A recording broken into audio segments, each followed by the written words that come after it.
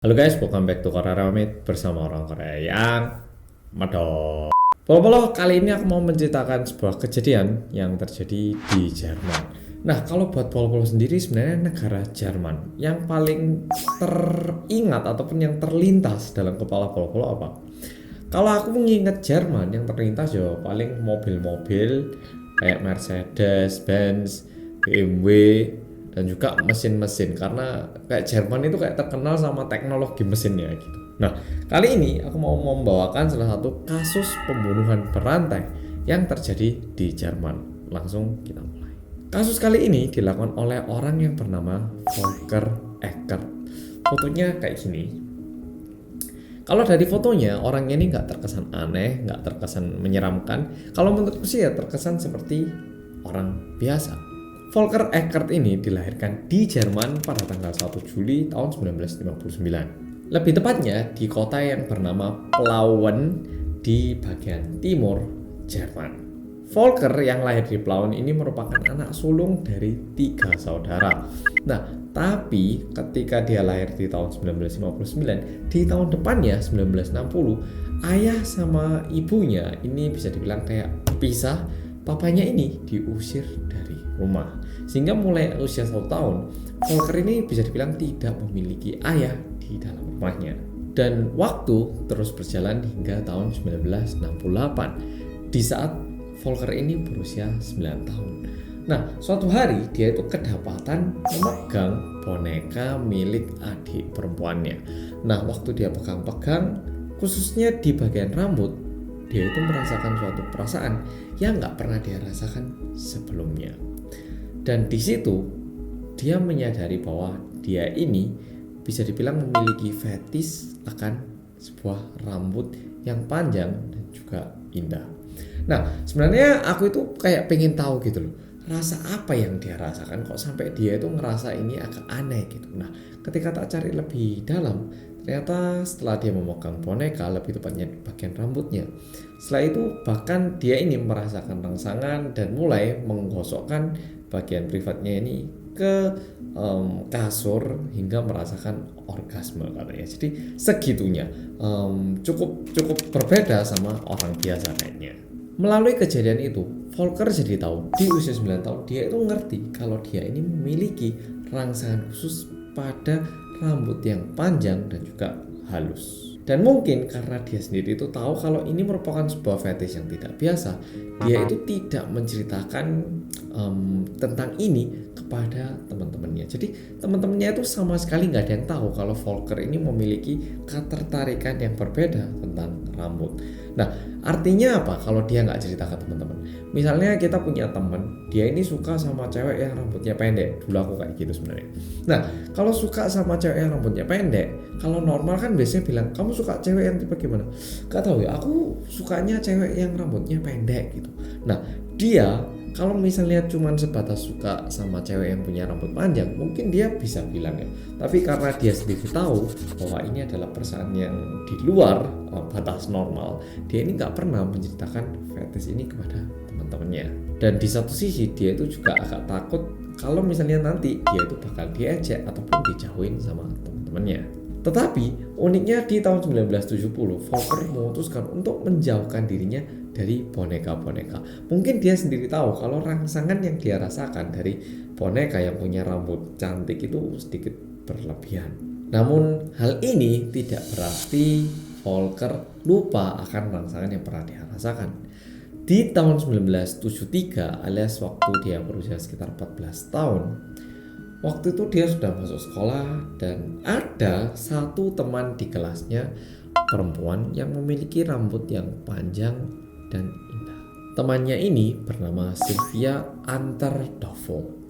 Dan kejadian menyedihkan pertama ini terjadi pada tanggal 7 Mei tahun 1974. Jadi di saat dia ini baru masuk usia 15 tahun, dia melakukan pembunuhan. Sebenarnya dia itu bukan langsung membunuh, tapi yang dia lakukan adalah dia mencekik temennya ini sendiri untuk memegangi rambutnya. Dan karena takut nanti kalau ini dilaporkan kepada orang lain, akhirnya dia memutuskan untuk membunuh. Sebenarnya di bagian ini aku juga sedikit bingung. Kalau misalnya dia itu memang suka rambut panjang dan juga itu temennya, kan tanpa maksud negatif dia itu bisa bilang, aku tuh sebenarnya suka banget tuh sama cewek rambut panjang. Boleh nggak coba pegang sih kayak apa sih rambutnya perempuan ini gitu. Mungkin dia bisa bilang kayak gitu. Tapi setelah tak cari tahu lebih lanjut, ternyata Volker Eckert ini saat dia memegang rambut-rambut seperti itu, rangsangan yang dia rasakan ini jauh berbeda, dan ini juga menyambung dengan aktivitas yang melepaskan hasrat seksualnya. Sehingga dia tahu kalau temennya nggak bakal mengizinkan, jadi dia cekik, habis itu dia pegangi rambutnya sambil gitu. Dan alasan kenapa dia membunuh temannya ini, ternyata papa dari Sylvia Anterdovel ini adalah seorang polisi. Nah, sehingga setelah dia bunuh, temannya ini diikat dengan sebuah tali, lalu disetting seolah-olah temannya ini bunuh diri dengan cara menggantungkan dirinya sendiri.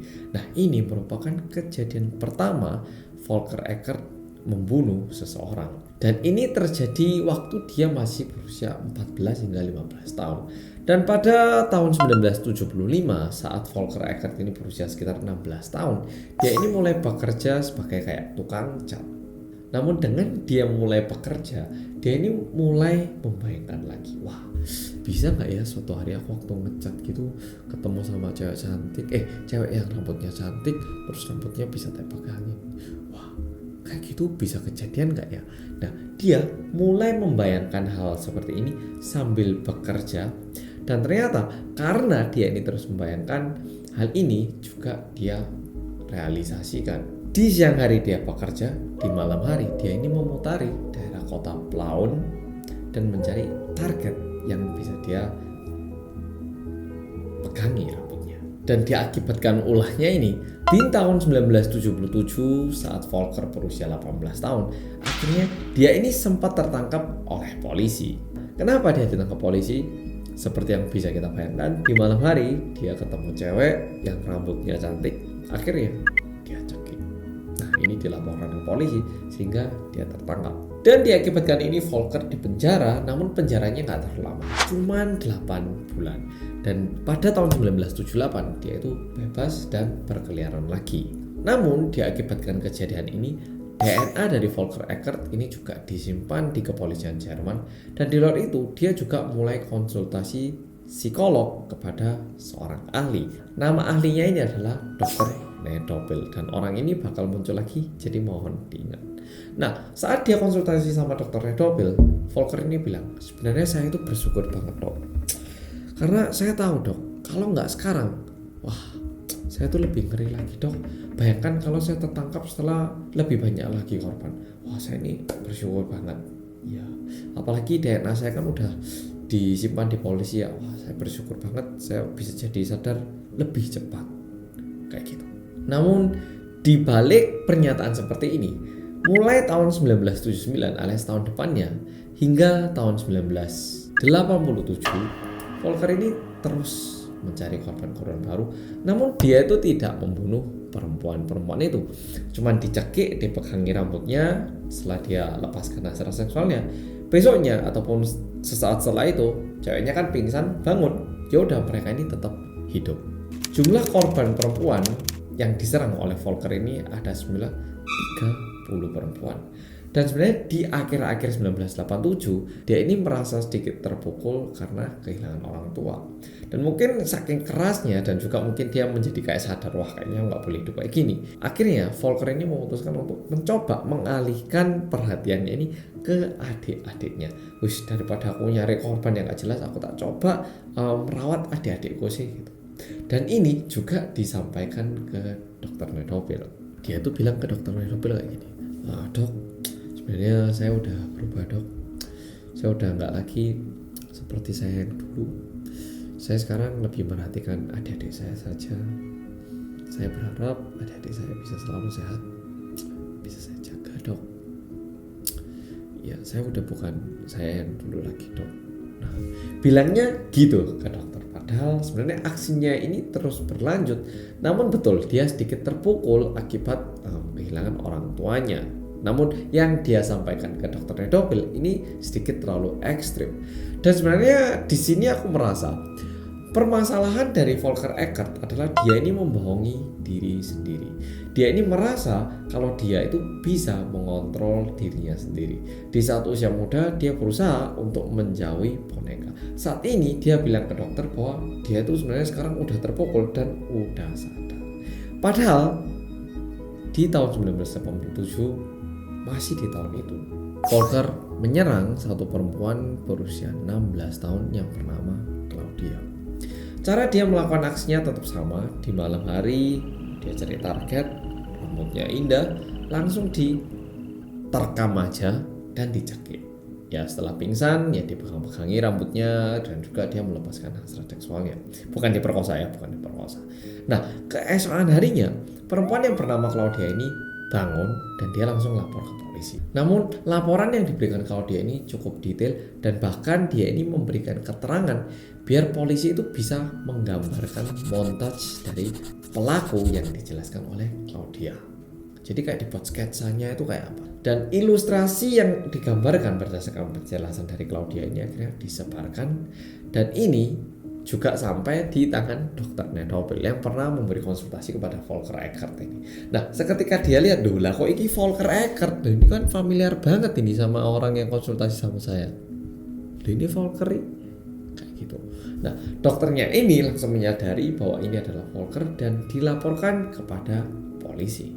Volker ini berhasil tertangkap dan dibawa ke pengadilan dan mendapatkan hukuman 12 tahun. Nah, namun sedihnya masalahnya saat dia ditahan, Volker ini juga dihadapkan lagi sama dokter Nedobil untuk konsultasi kayak gitu. Dan mungkin dokternya melihat kayaknya ini orang udah normal lagi, sehingga hukumannya itu diubah menjadi konsultasi berjalan. Jadi istilahnya nggak usah ditahan lagi di situ. Sehingga dalam waktu 6 tahun dia ini lagi-lagi keluar dari penjara dan cuma diharuskan untuk konsultasi berjalan dengan dokter Nedobil. Sehingga di tahun 1994 dia ini keluar lagi dari penjara dan bebas berkeliaran lagi. Lebih tepatnya Volker Eckert ini dibebaskan pada bulan Juli tahun 1994. Nah, mungkin di sini Volker itu mikir, wah temen udah gak bisa, orang yang gak kenal tapi di daerah sini juga gak bisa. Kayaknya harus mencari korban yang lebih jauh lagi dan lebih susah ditangkap. Nah, mungkin diakibatkan pemikiran seperti ini, Volker memilih sebuah pekerjaan baru, yaitu menjadi supir truk. Nah, supir truk kalau kayak di Indonesia juga, di Eropa gini kan biasanya perjalanannya itu melintas negara, kan daratannya nyambung. Jadi sekali nyetir itu bisa beberapa hari gitu. Oke? Nah, dia ini mengambil pekerjaan yang seperti itu. Dan berikut adalah 5 kasus yang diakui sendiri oleh Volker Eckert. Kejadian pertama itu pada tanggal 25 Juni tahun 2001. Korbannya adalah perempuan asal Nigeria yang bekerja sebagai PSK, pekerja seks komersial, yang bekerja di daerah Cermignac, kota Bordeaux, Prancis. Maaf ya, ini nama kotanya wangel gak karo-karone. Cermignac, kota Bordeaux, Prancis.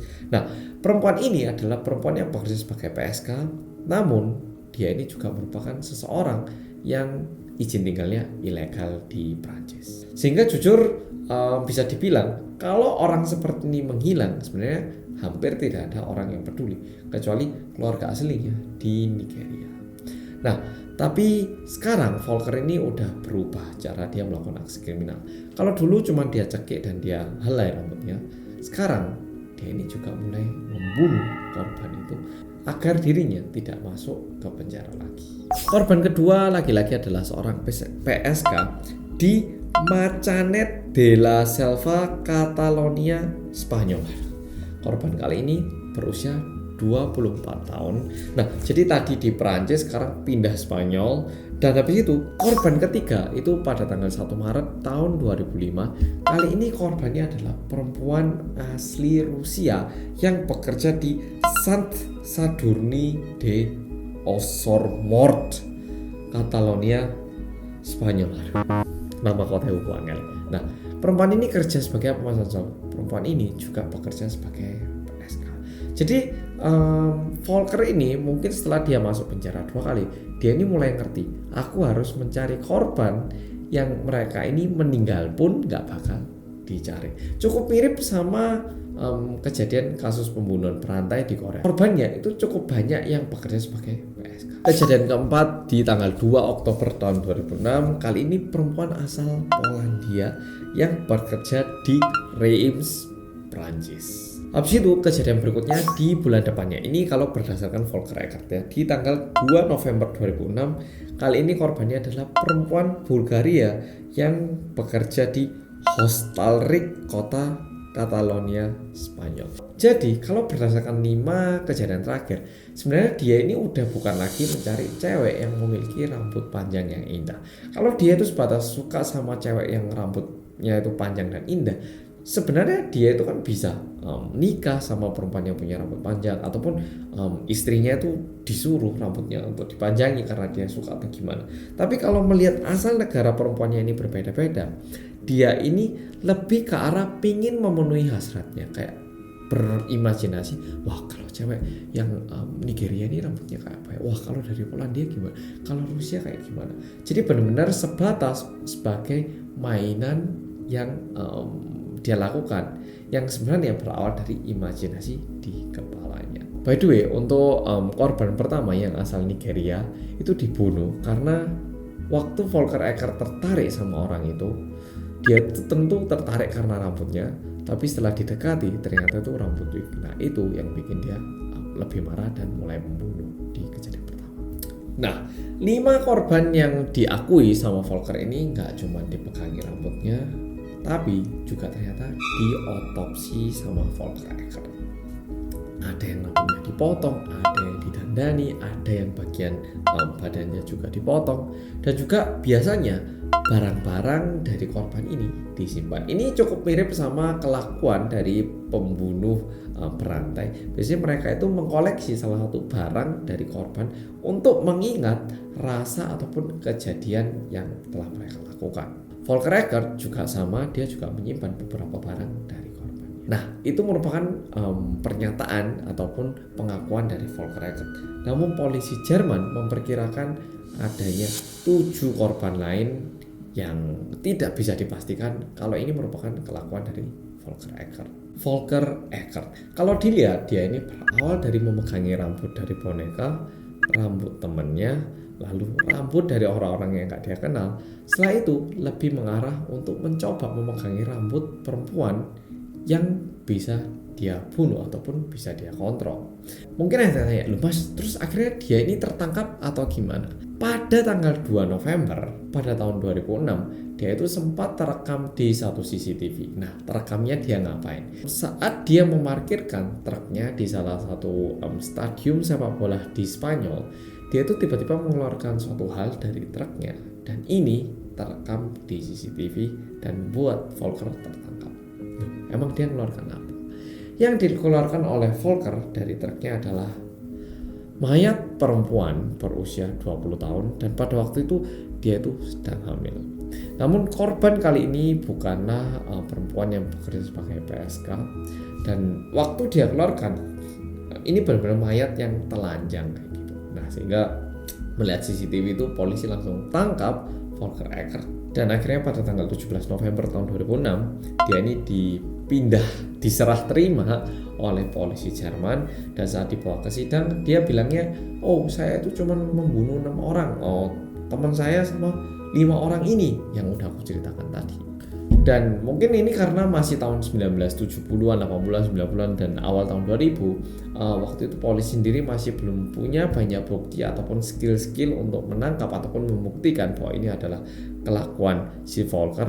Akhirnya dia cuma dipenjara atas 6 orang itu. Namun di ulang tahun ke-48-nya pada tanggal 1 Juli 2007, Volker memutuskan untuk membunuh diri di kamar penjaranya. Dan setelah Volker mati, akhirnya polisi juga menghentikan semua investigasi, yaitu 7 korban lain yang diperkirakan merupakan kelakuan dari Volker. Tapi karena nggak ada bukti, kesusahan, udah gitu orang yang mati, investigasinya ditutup. Nah, kejadian kali ini sebenarnya bisa dibilang sedikit mengagetkan buat aku, karena kalau dari pandanganku sendiri, aku ngerasa Volker Eckert ini menilai dirinya sendiri terlalu tinggi. Dia mengira dia bisa melawan hasratnya dengan keinginan sendiri. Dia merasa bahwa ini merupakan sebuah perasaan ataupun sebuah gairah yang bisa dia kontrol. Namun yang namanya manusia, yang namanya emosi itu kadang nggak bisa kita kontrol. Oke, pola-pola. Jadi kasus kali ini kayak gitu. Sebenarnya melalui kasus ini aku merasa kayak manusia itu memiliki satu kecenderungan, yaitu menilai diri sendiri terlalu tinggi. Andai kan Volker Eckert merasa kalau dirinya tidak sanggup untuk mengontrol emosinya, mungkin jumlah korbannya tidak sebanyak. Oke, pol-polo, makasih sudah nonton video kali ini dan sampai jumpa di video